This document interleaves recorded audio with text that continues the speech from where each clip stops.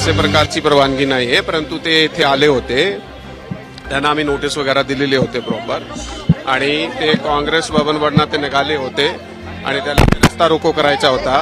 परंतु ज्यावेळी ते रस्त्यात आले त्यांना आम्ही समजून सांगून एका बाजूला केला, सर्व्हिस रोडच्या बाजूला केला, आणि तिथे त्यांनी ते आंदोलन करण्याचा जे आहे तिथे 5 मिनिटात युवकांना रोजगार मिळाला पाहिजे, नशा नाही, यासाठी युवक काँग्रेस महाराष्ट्रभर आंदोलन करते. आंदोलनाला परवानगी मागितली होती, त्यावेळी काय केलं माहित नाही आम्हाला. आमची मागणी रास्त आहे. सिन्नर, नाशिक सारख्या ठिकाणी शाळेमध्ये लहान मुलांच्या बॅगमध्ये ड्रग्ज सारख्या गोष्टी आढळतात, म्हणून पालक परेशान होऊन मुलांना शाळेतून बाहेर काढताय.